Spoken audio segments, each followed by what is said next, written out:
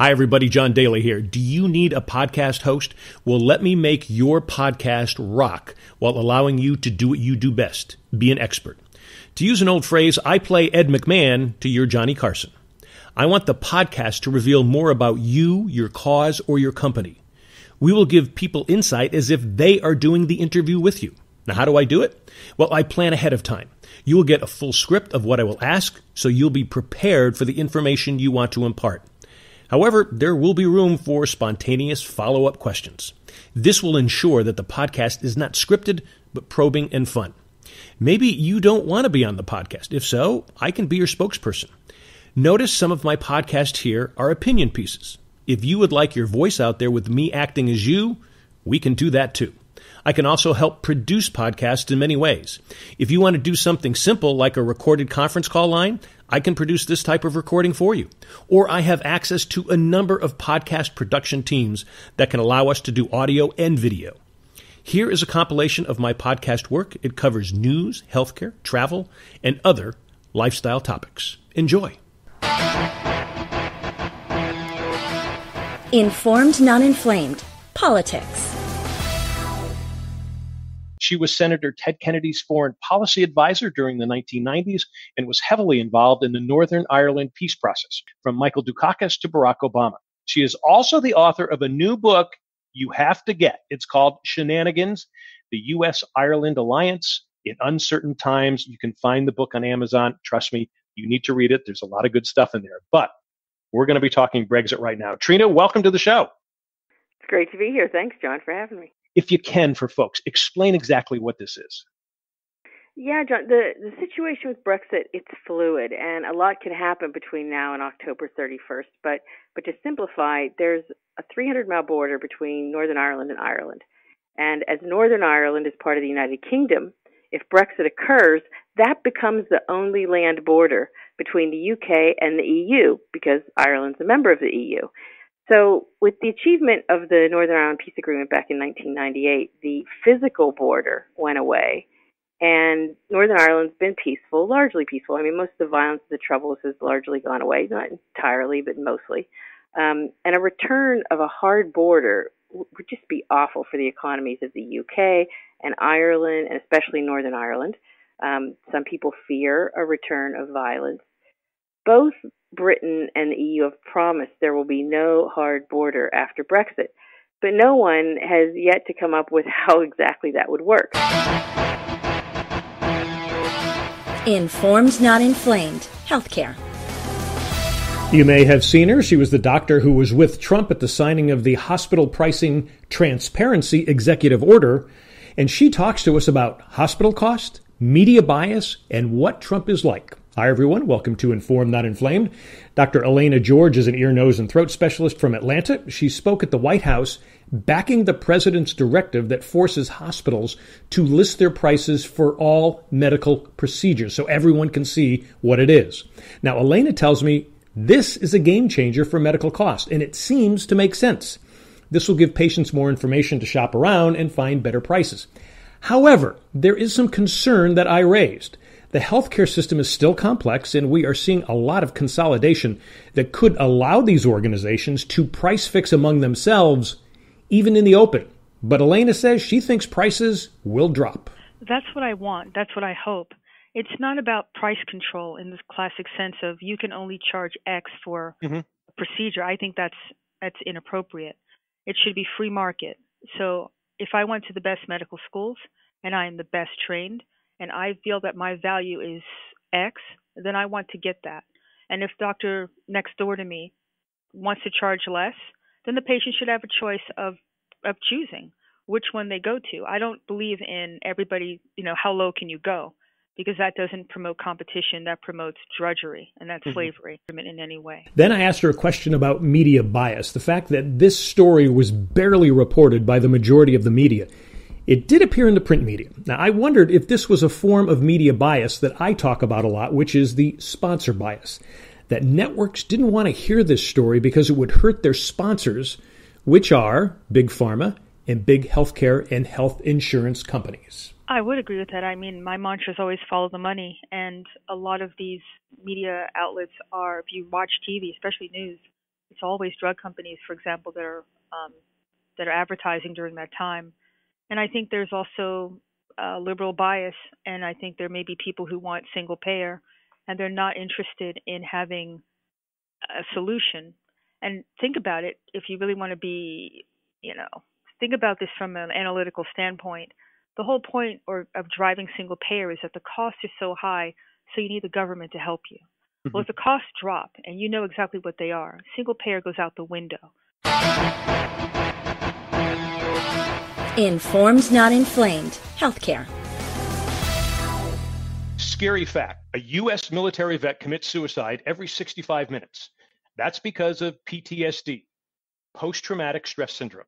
We will speak to an author who has the solution for America, along with ways you can help. Hi, everyone. John Daly here with Informed, Not Inflamed. Too often we say, I really want to help, but I don't know how. Well, we have some answers for you. My guest is Jamie Parent. He is the author of the new book, Moving Past PTSD, Consciousness, Understanding, and Appreciation of Military Veterans and Their Families. And it is loaded with well-researched solutions. Jamie, welcome to the show. Thanks for having me, John. One day I spoke to the chief psychiatrist of the program. His name is Mark Pollack. And I said, Mark, what do you think about adding vocational stuff to what you're doing? And he said, it sounds like a really good idea, but Jamie, our scope with Wounded Warriors really focusing on the clinical side and being kind of ancillary to the VA, not competing with them, but focusing on clinical issues. So I think the vocational side is great. If you want to pursue that on your own, that would be fantastic. So this was in October 2013, and so I thought, okay, let me see what I can think about in terms of helping veterans get jobs. So the book really started with a vocational approach to veterans. How can I get veterans fast-tracked into a lucrative career, not just a job, but a career that they can continue to serve? He'll be playing in the Hope for the Warriors Invitational coming up in Wallace, North Carolina at River Landing. He holds 2 World Series rings, and he is known as the Glue. Plus, he's been a guide for us here on Undercover Jet Setter. We'll talk to baseball great Doug Flynn. JD, good to talk to you as always, my friend. I'm looking forward to seeing you. It's been a while, but it's always fun when we get together, especially when we can do some good and have fun while we're doing it. Yeah, and this is a great event. We should also tell folks that you're more than just playing in this event. You're actually co-hosting with Hall of Famer Johnny Bench. So this is even more special to you. Explain why it is. Well, I'm kind of letting Johnny ride on my coattails as that great. But about 15 or 17 years ago, I think we went to play a golf tournament, and the money was to be raised for Hope for the Warriors. So we met Robin Kelleher, who started the program, and we got an opportunity to play with a lot of the wounded guys at Camp Lejeune. And it sort of hit me, why am I coming down here playing in a celebrity event? They're paying me to come down and support these troops. And Johnny and I both felt like, well, this is just not right. So we did a little talking with some of the folks in charge, Robin and others, and some of the military folks, Bob Dickerson being one. And we said, is there something we can do to help us raise more money? And so, we've been blessed that because of what these men and women do, that we got a chance to go out and have a nice career doing something that we loved. And so they said, why don't you two host a golf tournament and we'll kind of change the format a little bit. Boy, they did that. And as you well know, it is one of the most fun things that I get to do all year. Undercover Jet Setter. Travel. Going all out to know your family history? Hear from the author who uncovered the story of his father and uncle during World War II fighting the Nazis and the Soviets. And the story comes full circle in his European homeland in just a few days from now. It's a fascinating and inspiring story that could help your family history research. Cheers, everyone. John Daly here with Undercover Jet Setter. The book is called Captured in Liberation. It chronicles the story of a family caught between the Nazis and the Soviets in World War II when Hitler and Stalin secretly planned to exterminate and split Poland. The author is Andrew Bita. He is a business professor at Cuyahoga Community College outside of Cleveland, Ohio. He joins us now. Andy, welcome to the show. Thank you, John. It's a pleasure to be here. Great to have you. Well, I want to get into the book. I want to get into your personal journey of writing the book, along with your dad's and uncle's historic odyssey. But I don't want to bury the lead. You're preparing for a trip with your dad, now in his 90s, to Poland for a moving ceremony and a meeting with government officials there in Poland. Tell us about that. Right. So this coming Friday, we'll be leaving to Warsaw, and we'll be spending about 4 days, actually about 5 days in Warsaw. On May 12th is a very big celebration in Poland. There was a famous general named General Anders, and he was a general who led some very historic battles in World War II. He died on May 12th, so there'll be a ceremony honoring General Anders on May 12th. The night before the ceremony, I'm actually going to be meeting with his daughter, who is the Secretary of State of Poland. I love the foreword of your book. You talk about watching TV as a kid with your dad in the 1960s, and shows like Hogan's Heroes comes on. And if you don't know about the comedy about the German Stalag, where Allied forces have been captured by inept Germans like Colonel Klink, Hogan, or Sergeant Schultz, I know nothing. Folks, look it up. It's a very funny show. It's a staple of the 60s. But Andy, tell us about your dad's reaction to seeing that parody of the Nazis from the 1960s and what he went through less than 20 years before, and talk about that and what led to your dad allowing you to actually explore his story. Yeah, I'll tell you, John, that was the first indication I got that my father had lived a somewhat exciting life. We would watch those movies and TV shows, like you said, Hogan's Heroes, and we'd watch some of the movies of Great Escape that were really popular at that time. And we'd watch Hogan's Heroes, and my father would, it was one of the few things I remember doing together, and really enjoying it. He would laugh, and he said, "That's exactly, it looks exactly like the prison camp that I was in." And that Sergeant Schultz, he reminds me of the sergeant we had. And so I got an indication that, wow, my dad was a prisoner in a war camp. Yeah. And I got to learn bits and pieces. I learned how he escaped, and it was a pretty daring escape, but I didn't really learn a whole lot more. And I'll tell you, John, I thought, I was kicking myself 5-6 years ago thinking I had this great story at the tip of my tongue, but I'm never going to learn it, because we all go on with our busy lives. And one day my daughter, she had been gone for a year in Alaska as doing some volunteer service. I took her to visit her grandparents, and my mother said something that prompted Lauren to say, "Grandma, have you ever been accused of being a spy?" And my father sat very calmly and said, well, I was. Undercover Jet Setter, navigating your world. And hi, everyone. Talking with me about Ireland today is Trina Varco. Trina is the founder and president of the U.S.-Ireland Alliance. She is the author of the new book called Shenanigans, the U.S.-Ireland Relationship in Uncertain Times. And she has spent many years visiting Ireland. Welcome and cheers, Trina. I have a shot of Jameson's on the rocks. How about you? It's a bit early for me, John, but then again, I heard someone say it's 6 p.m. somewhere in the world. All right, let's talk a little bit more about golf, because the Open, the British Open, was just played at the Royal Point Rush in Northern Ireland. Any chance that the tournament, the Open, might actually be held in Ireland? There are several players like Padraig Harrington and Rory McIlroy who would like to see it held at Portmarnock, which is a golf course in Dublin, but that course doesn't accept women members, and so they won't get the Open unless they change that, and those guys are trying to do that. We are talking Ireland with Trina Varco, our expert on Ireland. She is the founder and president of the U.S.-Ireland Alliance. She is also the author of a new book called Shenanigans, the U.S.-Ireland Relationship in Uncertain Times.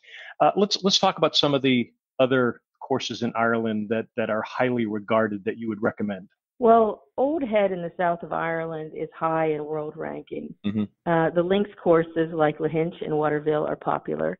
And all the buzz now is the golf course at Adair Manor, which is outside Limerick. The owner there, J.P. McManus, has put a lot of money into the course, and it'll host the 2026 Ryder Cup. Yeah, I'm looking forward to that. That's for sure. When is a good time to visit Ireland?